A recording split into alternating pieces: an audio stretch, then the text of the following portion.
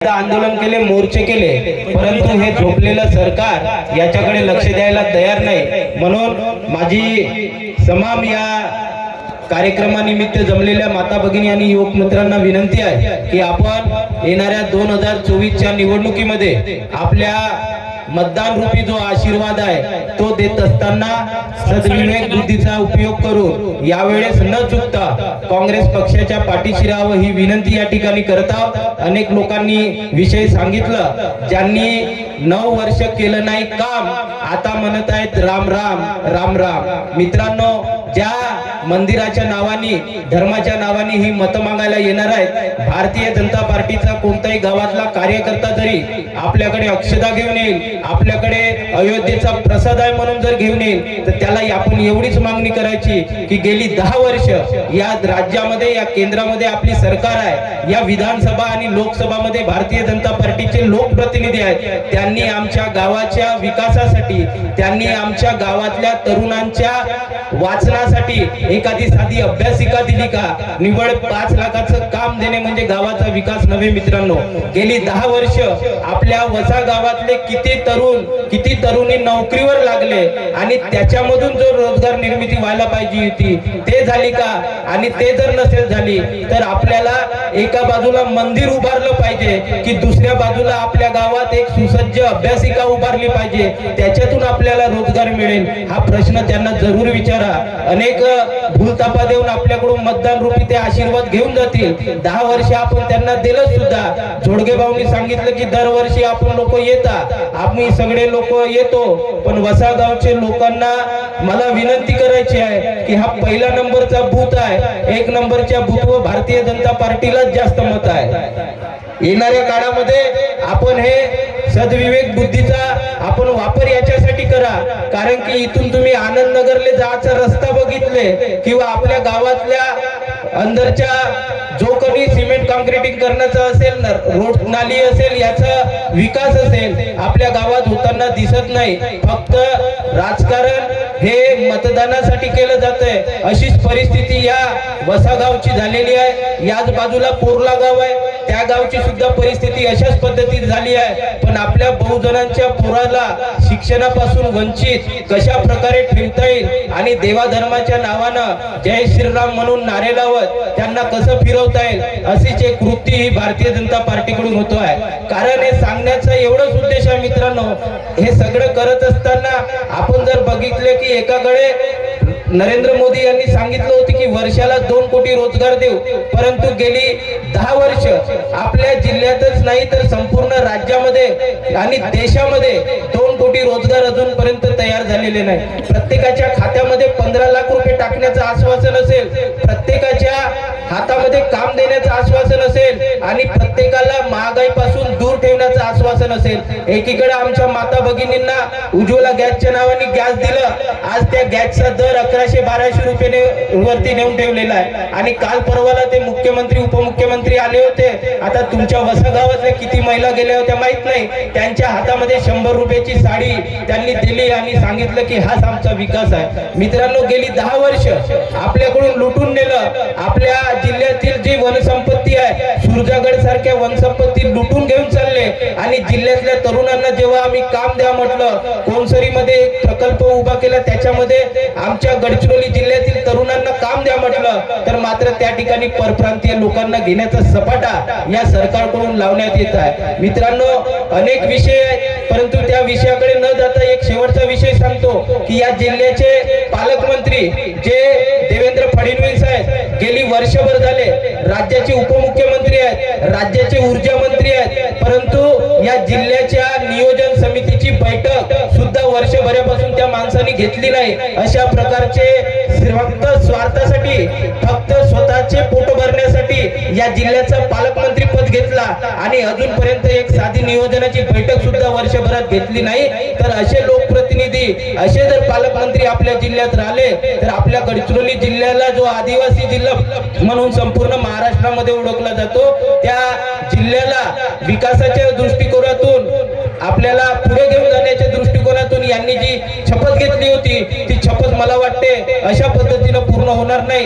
अशा राजकारणी लोकांना आपण येणाऱ्या 2024 मध्ये धडा शिकवावं एवढीच या ठिकाणी विनंती करतो.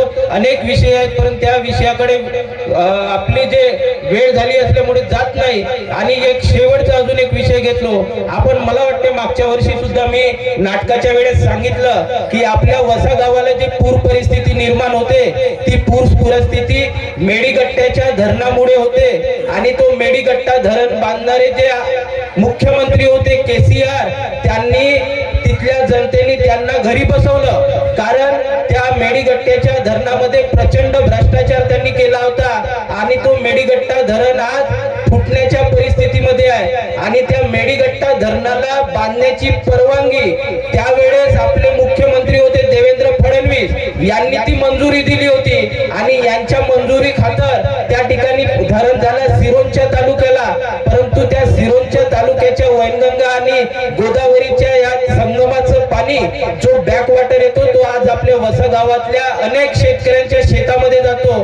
हा मागच्या वेळेसही विषय सांगितला होता, यावेळेसही विषय सांगतो की कारण हा मेडीगट्टा धरणाची पातळी जोपर्यंत कमी होणार नाही तोपर्यंत आपल्या गडचिरोली जिल्ह्यात जी पूर परिस्थिती निर्माण होत आहे ती कमी होणार नाही. याच्याकरिता सुद्धा आम्ही मोर्चा घेऊन गेला होता. देवेंद्र फडणवीसांनी आश्वासन दिलं की समस्त शेतकऱ्यांना आम्ही नुकसान भरपाई देऊ, परंतु अजूनही त्यांनी या शेतकऱ्यांना नुकसान भरपाई दिलेली नाही. फक्त आम्हाला आश्वासन आणि फक्त आश्वासन देऊन त्यांनी परत पाठवलं. म्हणून येणाऱ्या निवडणुकांमध्ये भारतीय जनता पार्टीचा जो कोणी आमदार खासदारचा उमेदवार राहील त्याला हे प्रश्न आपण विचारलेच पाहिजे की आमच्या धरणामुळे जो शेतीचं नुकसान झालं, जे आम्हाला नुकसान भरपाई मिळायला पाहिजे होती ती अजूनपर्यंत मिळाली नाही. अनेक विषय आहेत जे शेतकऱ्यांचे संबंधित विषय आहेत, पीक विम्याचे विषय आहेत. सगळ्या पैशाचा आपण हिशोब येणाऱ्या निवडणुकीमध्ये विचारलं पाहिजे. आणि शेवटचा विषय एक सांगतो, जिल्हा परिषदेची शाळा, ज्या जिल्हा परिषदेच्या शाळेमध्ये शिकून हे सगळे लोक या ठिकाणी डॉक्टर, MBBS, PhD डॉक्टर, सगळे वकील, इकडे PSI, सगळे टीचर, शिक्षक, जे कोणी ग्रामसेवक BDO झाले हे सगळे BDO आणि जिल्हा परिषदेच्या शाळेमधून शिकून झाले. तुम्ही आम्ही सगळेजण जिल्हा परिषदेच्या शाळेमध्ये शिकून इथपर्यंत आलो.